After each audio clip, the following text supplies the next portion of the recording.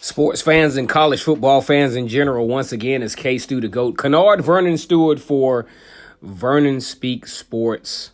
Mostly talking about Auburn football and the rest of the SEC. I want to give a shout out to my fearless and true gang. As always, ever since I can remember, War Eagle. Now, the ESPN came out with the FPI Rankings.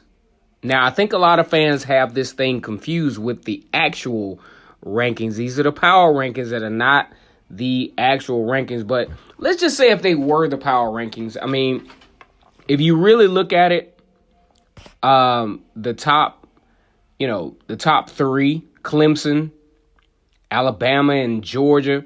I mean, we can't really argue about that because the body of work is obviously there. Clemson kind of faltering with the whole recruiting class thing. We expected them to be a little bit higher ranking recruiting wise, but the body of work over the past few years, 2 national championships over the last 3 years. I mean, we really can't argue with that. Alabama, a national championship in 2017. I mean, they have been competing pretty much since 2014 consistently, even before that.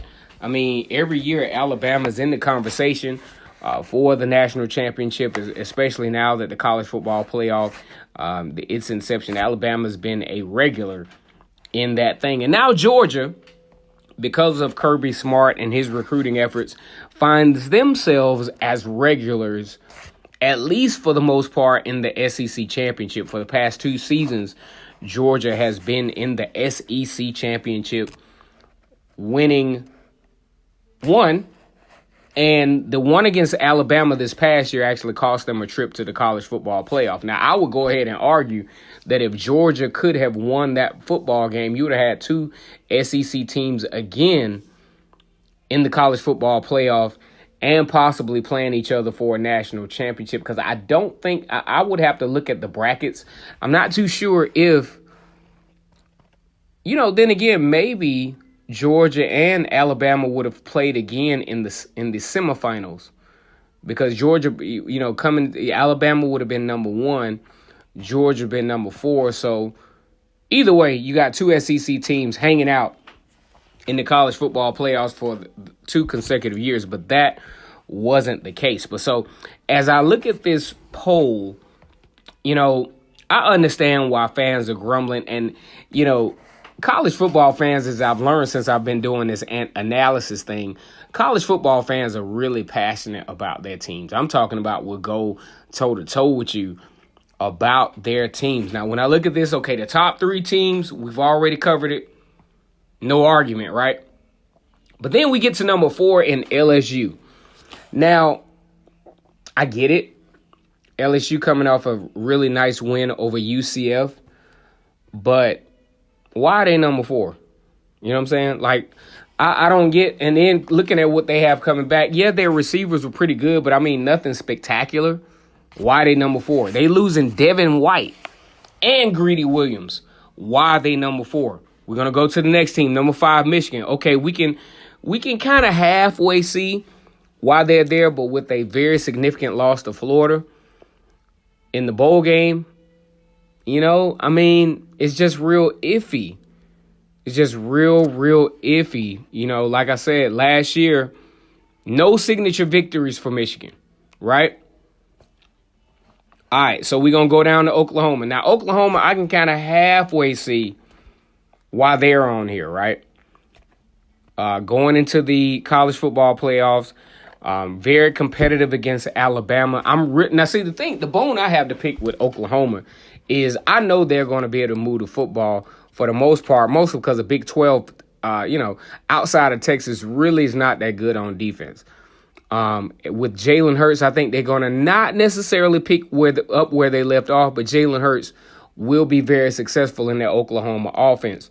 But number 6, though, I mean, that's arguable. All these picks after the first 3 are very arguable. Then you go down to Notre Dame, right?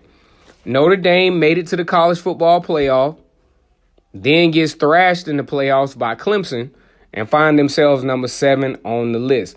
Now, here's the situation.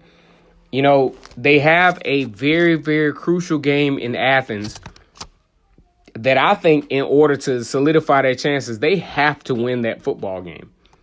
I mean, hands down. They got to win it. This is going to be the toughest road game that they have. They have other road games against Michigan and Stanford, but Georgia will be that signature game that if they can pull that off, that could, really solidify and help them out with things going forward. That's just like that was an important game for Georgia back in 2017. It's going to be equally important for Notre Dame going to Georgia in Athens, because Athens is now, a place where if you can go there and get a win, it's not quite synonymous as getting a win in Notre Dame Stadium from a perceptual standpoint, but currently it kind of is. Those Georgia Bulldogs are on a roll. So number 8, we look at Florida. I don't think they should be anywhere in this top 10 list. Why? Well, they haven't shown, they just really haven't shown enough body of work, to be on this list. I get it. Dan Mullen is an incredible head coach. He's an incredible recruiter, but I think over time he has to pay his dues. And I just don't think that, he's paid his dues up to this point. I'm really not sure of the talent level on his team. I think he's got some great guys on the team, but it's yet to be proven. The game against Miami, although a game that they should win, if nothing else, because of the depletion of the Miami Hurricanes after losing head coach Mark Richt and having to basically start over with Manny Diaz. I mean, we'll see. With Florida, I'm going to mark number 8 Florida as we'll see. You feel me? That's what we going to mark them at. Now, number 9, Auburn. I just don't particularly agree with them being in a top 10 of any poll at this point. Now, I'm going to be honest with you. I've loved and endeared Auburn since I can remember. But when we get real about this thing, Auburn has no business in the top 10 of anything. Well, first of all, when it comes to their defense, if all they had to do was play defense, hell yeah, they should be in the top 10. This is going to be the top 10 defense in the country. I would argue to say if they continue to develop, and after getting rid of the cornerbacks coach, which I was looking at film on the cornerbacks today, man, the cornerback play was terrible this past season. But Auburn really should not be on this list. I think they have potential.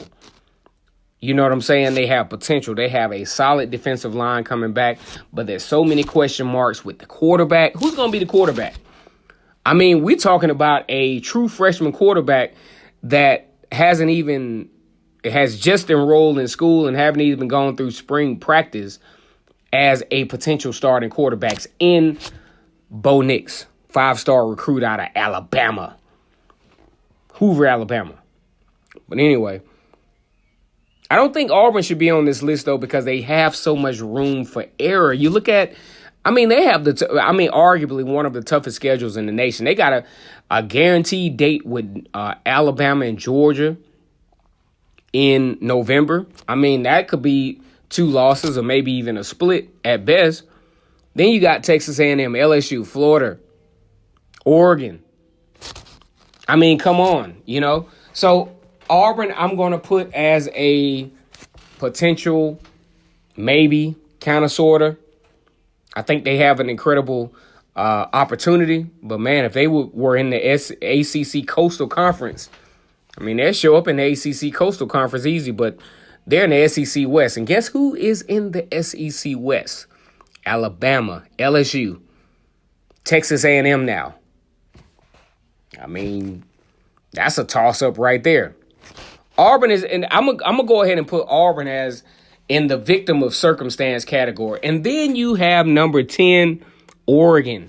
Now, one thing that's really comical about Oregon is, ESPN kind of coined the toughest game on their schedule as Auburn.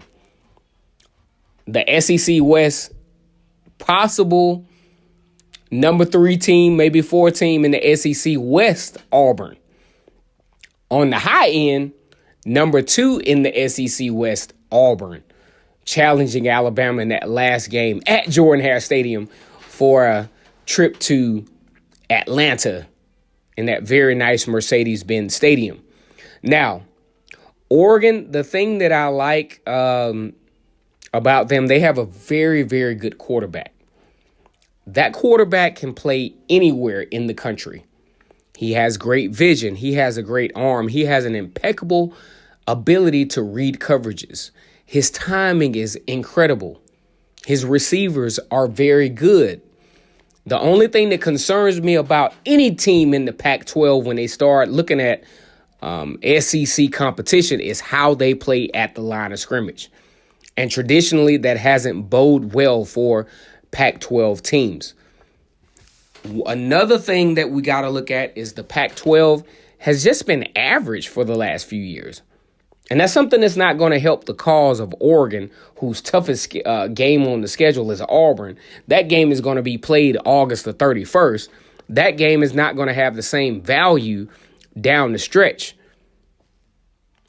as other games will. I mean, you play them at the beginning of the season, that game is forgotten about. So the Pac-12 is going to have to help each other out by adding value to the conference. And when the committee makes these decisions down the stretch, being able to have some type of argument. All right, so we've talked about this. Y'all don't get too bent out of shape about these polls.